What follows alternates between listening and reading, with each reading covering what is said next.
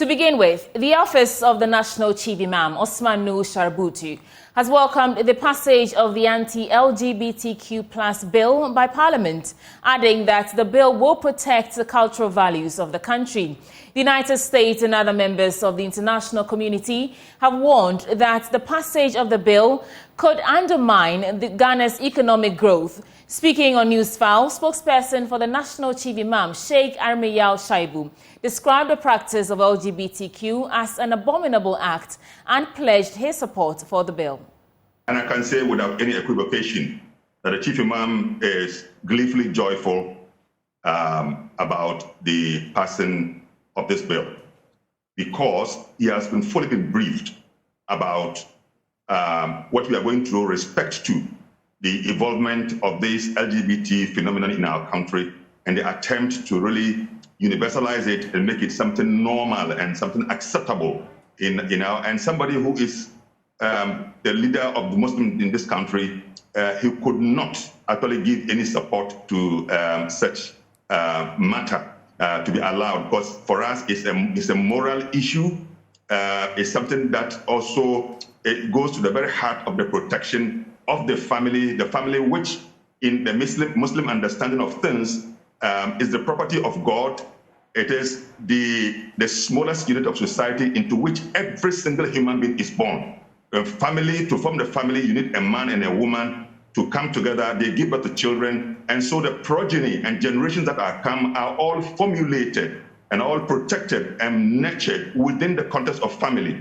So within the Islamic perspective, as for the Chief Imam, any practice that seeks to undermine the survival of the family must truly be condemned. For us, it is reprehensible, abominable, and objectionable.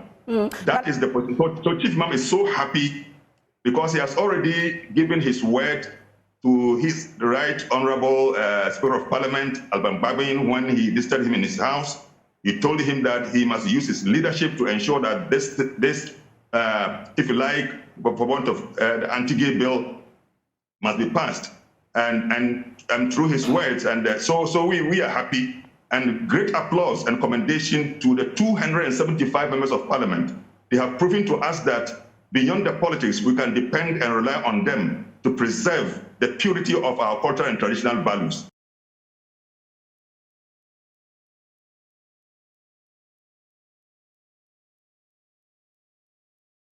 Also, chairperson of the Center for Democratic Development, Professor Prof Gadzekpo, maintains that the anti-LGBTQ bill is flawed and unconstitutional. According to her, the passage or the bill seeks to infringe upon the fundamental rights of a section of Ghanaians. We are saying that the bill is against constitutional provisions that we do not discriminate on the basis of a lot of issues, including gender. We are saying that the fact that the majority of Ghanaians may want something does not mean that they have to be given that if it goes against the prime document of the land, which is the Constitution.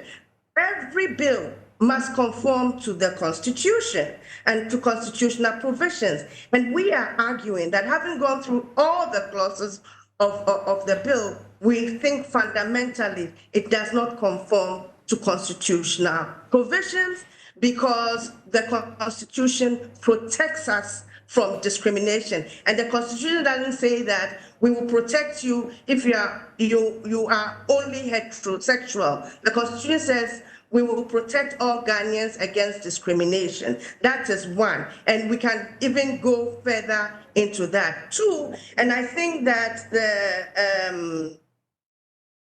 the Commissioner for Civil Rights and Administrative Justice articulated it quite clearly yesterday in the media, is that you can't use principles of cultural values to enact laws in this country.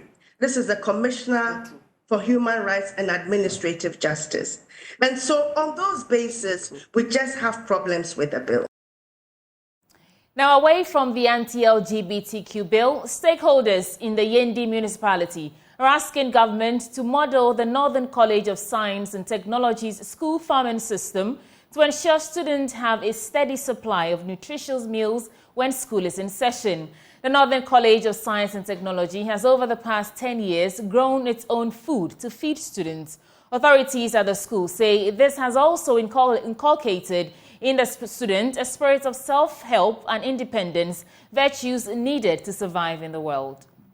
The Northern College of Science and Technology started school farming concept 6 years ago to help reduce the cost of feeding in the school. Over the years, the school admits the farm has helped reduce the cost of feeding in the school. The students are in charge of this project. Today, it is the turn of the Zapayim group to take care of the farm. Bako Mushna leads the team.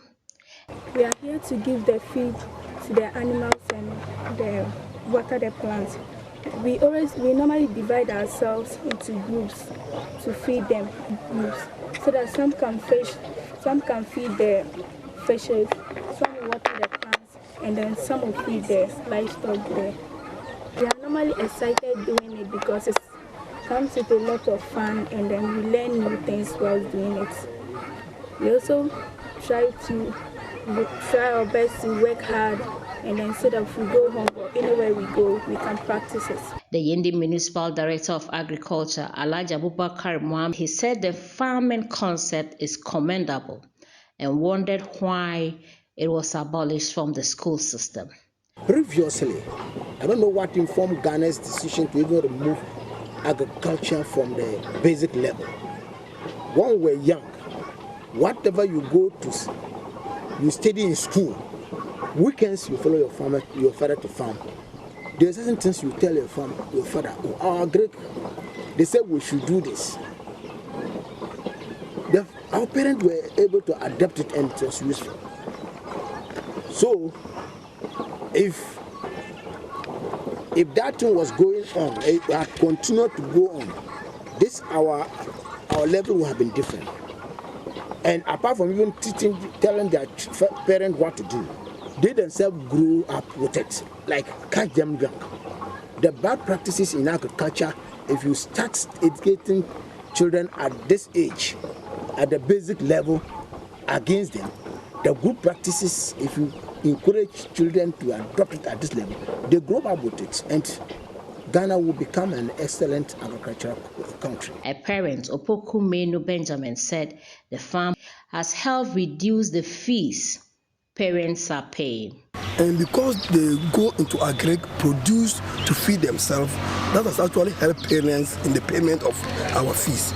If you compare the fees here to other places and you see the kind of tuition, the food they take here, and you make any comparison, you see that if they have not gone into agri, it means the cost of the food alone could have made the school fees very high. The Kugana, on whose jurisdiction the school sits, charged chiefs in Ghana to release lands for schools to engage in farming. We, the traditional leaders, should understand that the children are our children. The land belongs to us. Why not release it to them? Any person that wants to establish something in your land. Because if you release the land to them, they will build a school there. And then if we release the land to them, they will also be farming there as we are doing here. So I would like to encourage all the other chiefs in other areas, those who have land anyway, but not all chiefs have land. If any person like that comes to your area and he wants to establish something like that, he wants to open to open a school, establish a school, and then bring agri sector or help the people over there, they should release land for them. Look at the land there, we have released it to them. So they can also do that, so that they will be farming, they will do any activities there. That will help us a lot as a country. So I think that agri is a major thing that will help the country. It's the backbone of the economy. So I want to ask that every person, every chief should do that. They should release land for those who want to establish it, so that you can establish schools like this, and then agree and other help that will help the school. The proprietor of the college, Nathaniel Adams Jr., said students are in charge and they love to do the work. Over the last 6 years, when we went into serious agriculture as part of our technology training of the children, we have not bought cereal. The children farm what they eat. We harvested 40 acres of rice last year, 26 acres of maize, and that is what they eat. These are farm produce by the children themselves. They do their own vegetable. As we speak now, we have over 400 guinea fowls. We just harvested 1,000 catfish from the school, and they now have 7,000 in the pond, which will be selected as they grow and spread in the various ponds. They have turkeys, they have layers where every child is able to eat an egg produced by the children themselves. This is a concept developed by the school, which we call the school farm concept, which sees the children producing what they eat without affecting their academic work. So a child goes to the farm just twice in every month, and we have a calendar, a roster that they use to go to the farm just twice in every month. Meanwhile, the Dean of the Faculty of Education at the University for Development Studies, Professor Ibrahim Mohammed Gunu, is supporting this call. He spoke at a policy dialogue in Tamale. Bring you that report later, apologies. But moving on, the Ministry of Sanitation and Water Resources has joined calls for an action plan and constitutional amendments to eradicate gender-based violence, especially against women and children. Such acts have become predominant in rural areas where women and children lack basic needs, including water, schools, and toilet facilities. The ministry, during a stakeholder engagement in Kumasi, addressed issues of gender-based violence and sexual exploitation and pledged to develop an action plan to eradicate such acts while ensuring the arrest of perpetrators. There's more in the following reports.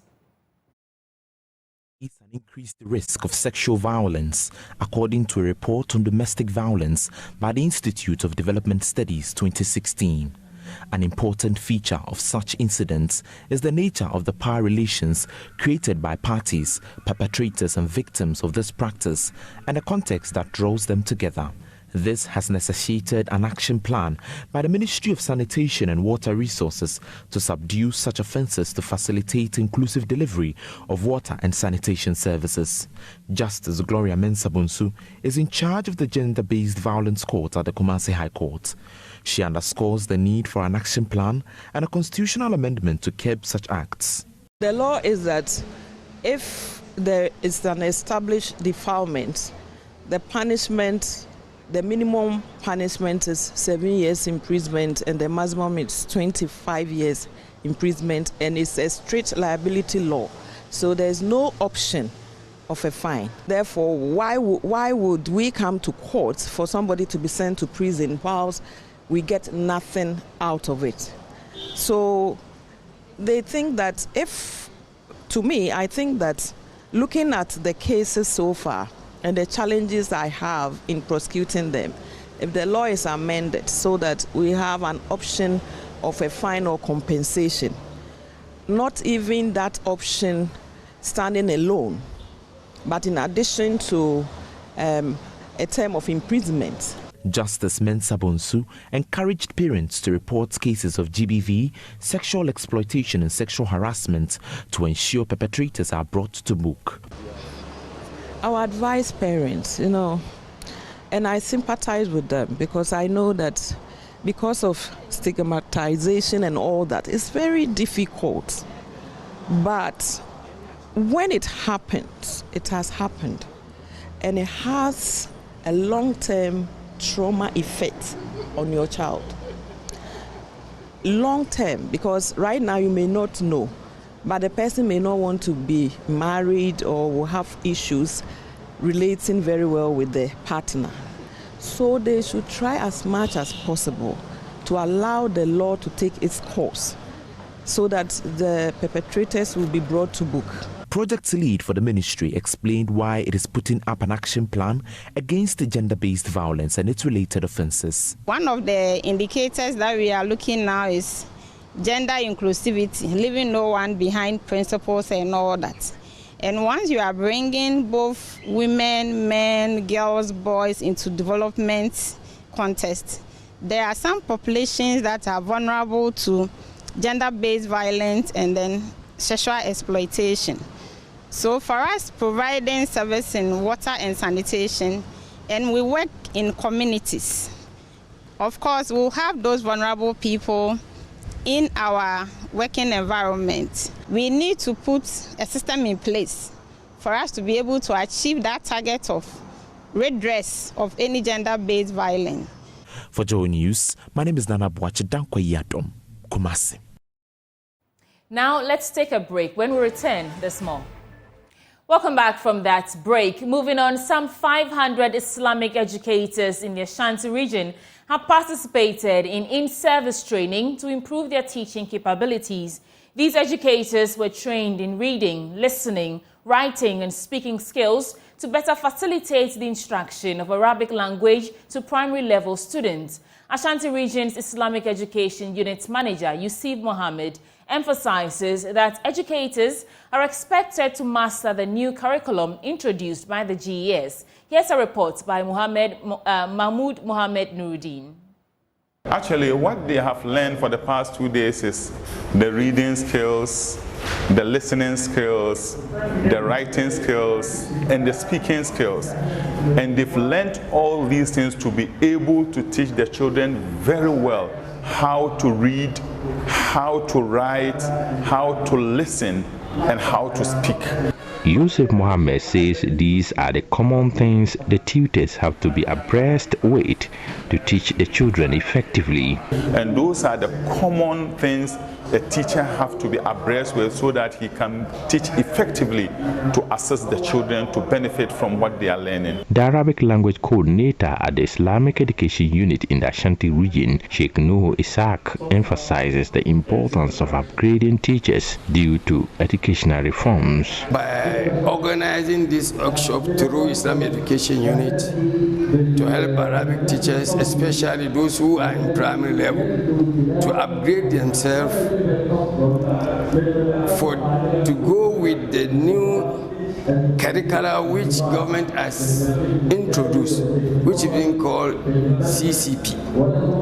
So we see that there is need for us to organize workshop or in-service training for the Arabic teachers to upgrade themselves. One of the training facilitators, Dr. Abdul Basit Al-Hassan, says that while in-service training to enhance Arabic language teaching is not new, the current program stands out for its unique content.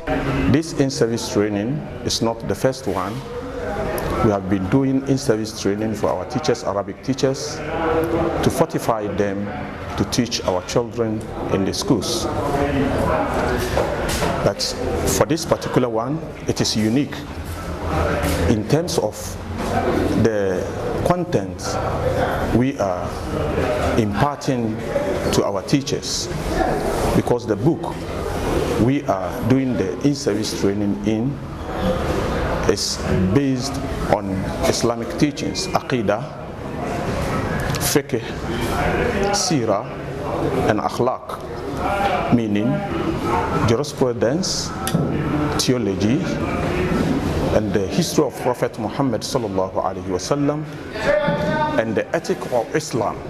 Participants express confidence that the knowledge and skills gained will benefit the children in their respective schools. Mohammed Bashir Abdul Momin from Al-Nazamiya Islamic School acknowledges the facilitator's expertise in addressing fundamental teaching principles, which has provided valuable insights. I've learned about how to prepare a lesson notes. Definitely we know it, but we learn here that there's another method, which is a new method that we have learned today. So in fact we learned a lot. We also learn about the new curriculum that came, the CPP. How can we apply it into our various schools? So in fact we learned a lot, and also benefited a lot. I've learned how to prepare my nose and how to teach the children very easier. And I think it's a very good strategy for us. And it will also help me to improve upon my teaching skills. The Council of Islamic Education Unit is conducting in-service training sessions in 3 selected regions, including the Northern and Greater Accra regions, benefiting numerous Arabic teachers. A report by Mohammed Nuruddin. Still on the stories of education, 36 schools will slug it out for the coveted trophy and bragging rights as the best primary school in the Ashanti region, as Love FM has launched the 5th edition of the Primary Schools Quiz. The journey to finding the next champion for the competition has begun with balloting of contestants at the KNUST campus. Defending champions Divine Mission Academy and 2 other finalists from last year's edition will compete in groups of 3. In the upcoming 6 weeks, these 36 primary schools in the Ashanti region will compete in a series of knowledge-based challenges across various subjects, captivating audiences with their brilliance. All the 36 schools participated in the launch and balloting of the Love FM Primary Schools Quiz in Kumasi on March 1st. Speaking at the event, the Ashanti Regional Director of Education, William Kwame Amankra, lauded the Love FM's efforts to expose learners to modern skills at early age. The future holds bright for the learners at the foundational level. It is where quality education, when nurtured well, leads to quality transformation education that every country will strive to achieve. I can confidently say that what we are going to launch today fit into 21st century goals in education. For 21st century education is that which provide learners with necessary requisite skills needed to succeed in both local and global world. Isaac Enchi, Relationship Manager at the Kumasi Business Unit of the Multimedia Group, encouraged contestants to remain resilient in the competition and give off their best shots. In the coming weeks, the contesting pupils in the quiz are expected to treat our listeners and audience to an exciting and intellectually stimulating show of progress in competing. We expect nothing but the best from the competing schools who have made it thus far. May the best school in the 2024 edition of the Love FM Primary Schools Quiz, and we hope for a better contest this year. Which school is the best school? Rules of the competition were spelled out to ensure fairness and smooth running. Remarkably, fresh entry schools in the competition are coming with a vigor of putting up a resound performance. Oh, we will win. We have gone so far to come this way. And I'm praying to the Almighty God that we will go to the semi-finals. If not, I'll not be happy. I'll cry. You want to go to the semi-finals? Why not winning? Winning, I'm praying I will win. But the contest, many people are trying their best to win. So I'm praying to the Almighty God that we will face them and conquer them. Thank you. Because God is with us also. We have trained, we have learned, we have rehearsed. We are also in the same district. So we are going to win. From Monday, 4th March, the Love FM Primary Schools Quiz will be airing on the Joy Learning channel on Multi TV, Love FM, and other social media platforms. Reporting for Joy News, Clinton Yeboah. That ends it for today's edition of Joy News Prime. My name is Sweetie Abochi. For more news, log on to myjoyonline.com. Have a good evening.